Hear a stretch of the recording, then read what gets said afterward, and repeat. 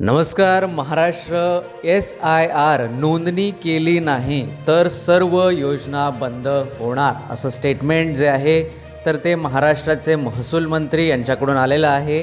काय आहे याच विषयी आज आपण सविस्तर माहिती जाणून घेणार आहोत. त्यामुळे हा जो व्हिडिओ आहे तर तो संजय गांधी निराधार योजना, श्रावणबाळ निराधार योजना, दिव्यांग पेन्शन निराधार योजना व इतर सर्व निराधार योजनांच्या लाभार्थ्यांसाठी अत्यंत महत्त्वाचा असणार आहे. कारण तुमची योजना बंद होऊ नये यासाठी आम्ही नेहमी प्रयत्न करत असतो आणि त्याप्रमाणेच आजची देखील माहिती अत्यंत उपयुक्त आणि महत्त्वपूर्ण होणार आहे. त्यामुळे जर आपल्यापैकी कुणी चॅनलवरती नवीन असेल, म्हणजे कोणी जर नवीन असेल तर त्यांनी चॅनलला नक्की सबस्क्राईब करा, कारण आपण अशीच माहिती दररोज तुमच्यापर्यंत पोहोचवत असतो.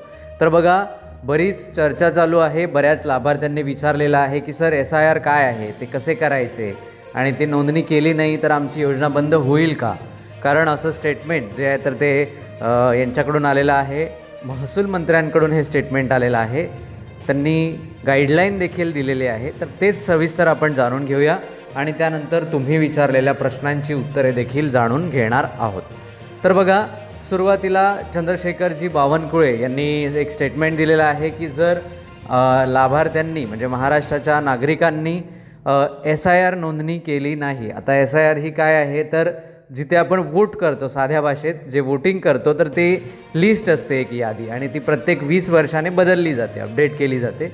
तर तीच SIR नोंदणी आता महाराष्ट्रात देखील भारतात देखील चालू आहे. ठीक आहे, आपण महाराष्ट्राचा विचार करूया.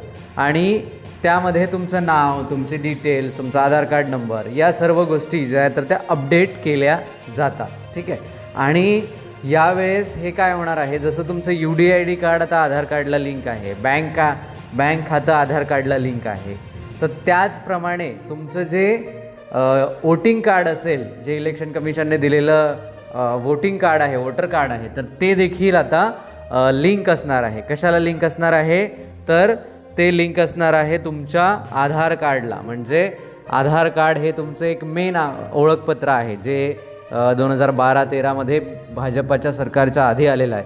तर आता आधार कार्डला ते वोटिंग कार्ड लिंक होणार आणि तुमचे डिटेल्स जे आहे तर ते नवीन पद्धतीने, जेव्हा याआधी SIR अपडेट झाली तेव्हा ते मोबाईल नंबर वगैरे असा लिंक होण्याची पद्धत नव्हती. आता मोबाईल नंबर, आधार कार्ड या गोष्टी तुमच्या लिंक असणार आहे. ठीक आहे, आता तुम्ही म्हणाल की सर हे ठीक आहे, पण यामुळे आमची योजना का बंद होईल? तर महसूल मंत्र्यांचं असं म्हणणं आहे की जर लाभार्थ्यांनी 17 ऑगस्टपर्यंत जर त्यांची नोंदणी केली नाही, त्यांची SIR जे आहे तर ते व्हेरिफिकेशन केले नाही, तर तुम्हाला मिळणारा सर्व योजनांचा लाभ थांबवला जाईल.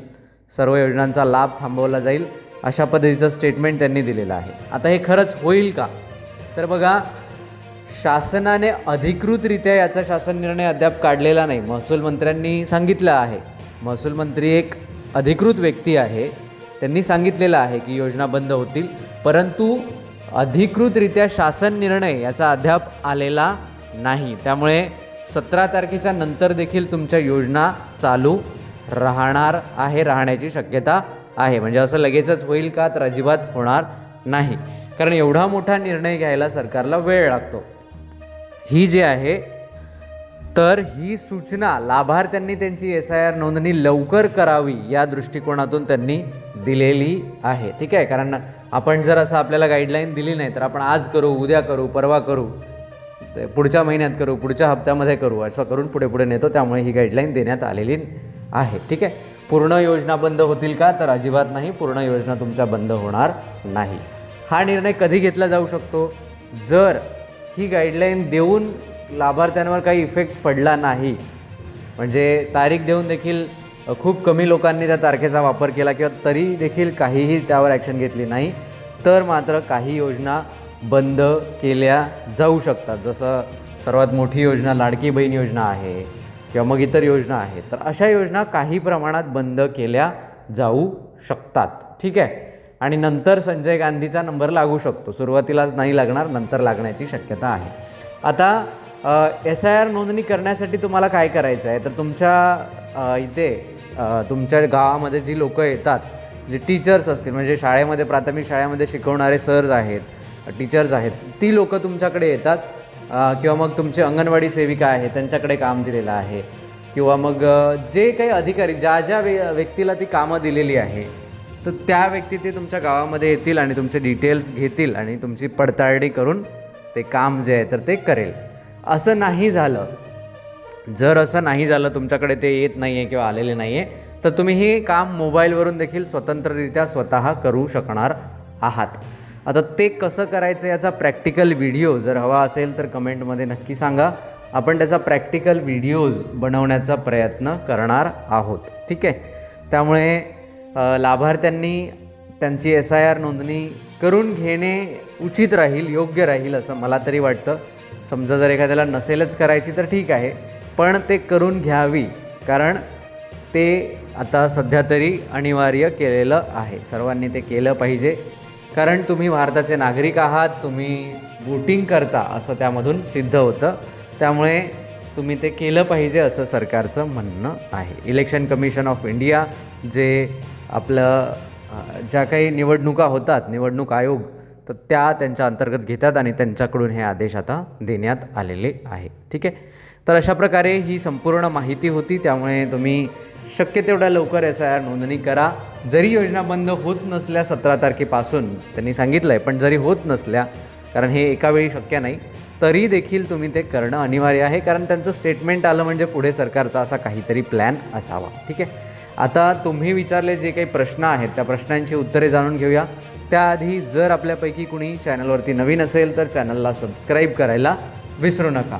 तुमच्या मनामध्ये काही प्रश्न किंवा शंका असतील तर तुम्ही ते व्हॉट्सॲपवर किंवा कमेंट बॉक्समध्ये विचारू शकता, किंवा आपला जो फोन नंबर आहे त्यावरती देखील तुम्ही फोन करून तुमचे प्रश्न विचारू शकता. आपला नंबर आहे 94 23 39 37 61. या नंबरवर तुम्ही संपर्क साधू शकता. ठीक आहे. आता तुमचे जे प्रश्न आहेत ते घेऊया आपण. जामकर यांचा पहिला प्रश्न आहे. ते म्हणतात, सर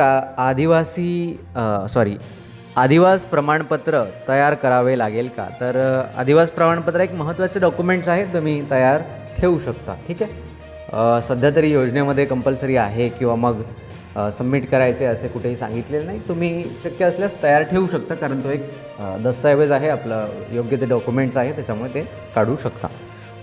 तालुका जिल्हा जळगाव येथील पुढील प्रश्न आहे. यांचं नाव जे आहे तर त्यांनी लिहिलेलं नाही. हयातीचा दाखला ऑनलाईन काढून तहसीलमध्ये जमा केला आहे, तरी देखील मे जून जुलै या महिन्याचे पैसे जे आहे तर ते आलेले नाही असं त्यांचं म्हणणं आहे. तर तुमचा जो प्रॉब्लेम आहे तर तो मुळामध्ये काय म्हणतात त्याला, हयातीच्या दाखल्याचा नसावा, वेगळा प्रॉब्लेम असावा, आणि तुम्ही हा हयातीचा दाखला कधी दिलेला आहे, ठीक आहे, ते देखील कन्फर्म करा. तर हयातीच्या दाखल्याव्यतिरिक्त इतर ज्या अडचणी येतात त्या अडचणींमुळे तुम्हाला तुमचे अनुदान आलेले नाही आहे. फक्त हयातीचा दाखला हा एकच आहे का? जर तुमचं बँक अकाउंटचा काहीतरी इश्यू असेल आणि तुम्ही हयातीचे दाखले प्रत्येक महिन्याला काढाल तर त्याचा काही अर्थ होईल का?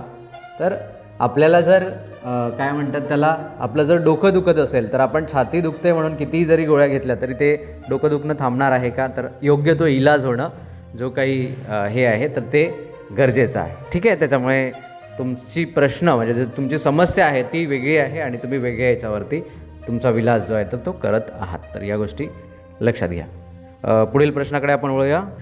तर बघा, अशा प्रकारे बरेच प्रश्न माझ्या स्क्रीनवरती आहे. काही महत्त्वपूर्ण कारणांमुळे आपण हा व्हिडिओ इथेच थांबवूया. तुमच्या प्रश्नांची जी उत्तरे आहेत तर ते आपण पुढील व्हिडिओमध्ये पाहणार आहोत. त्यामुळे भेटूया पुढील व्हिडिओमध्ये. तोपर्यंत नमस्कार, धन्यवाद.